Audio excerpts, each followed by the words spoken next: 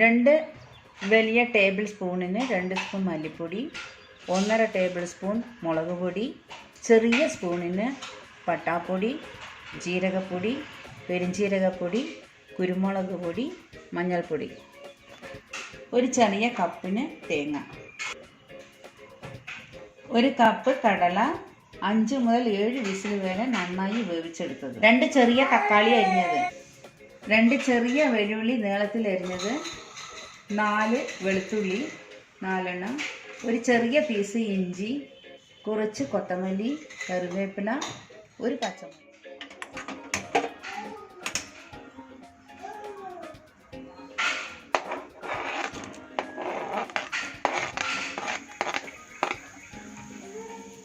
വലിയ ഉള്ളി, വെളുത്തുള്ളി, ഇഞ്ചി, മുളക് നന്നായി വഴറ്റുക.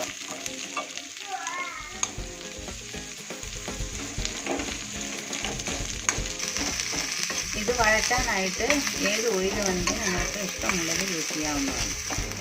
വലിയ ഉള്ളി ഇതെല്ലാം ഒരുവിധം ആയതിനു ശേഷം തക്കാളി ചേർത്ത് വഴറ്റുക.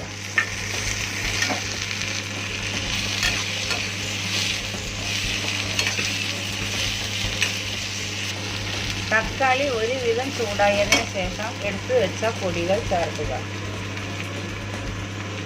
മുളക് പൊടി, പട്ടാപ്പൊടി, മഞ്ഞൾപ്പൊടി,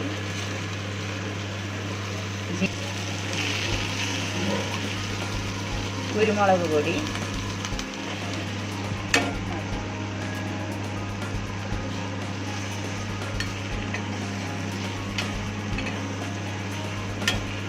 തേങ്ങ ആവശ്യത്തിന് വെള്ളം ഒഴിച്ച് അരയ്ക്കുക.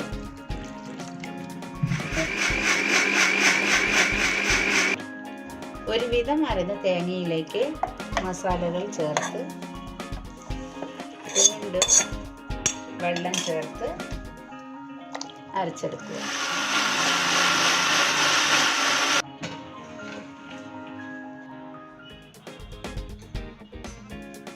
കുക്കറിൽ കടല വേവിച്ച വെള്ളമാണ്, അതിൽ കൂടെ തന്നെ കടല ചേർത്തി മസാലകളെല്ലാം ചേർത്തി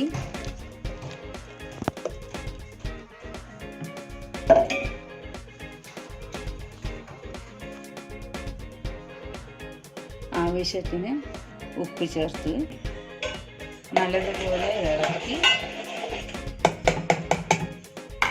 ആവശ്യത്തിന് വെള്ളം എല്ലാം ചേർത്തി അടച്ച് 3-4 വിസിൽ വീണ്ടും വയ്ക്കുക.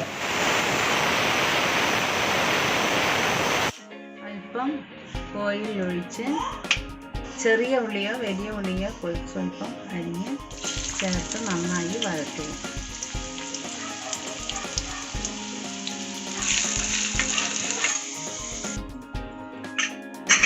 കുക്കറിലേക്ക്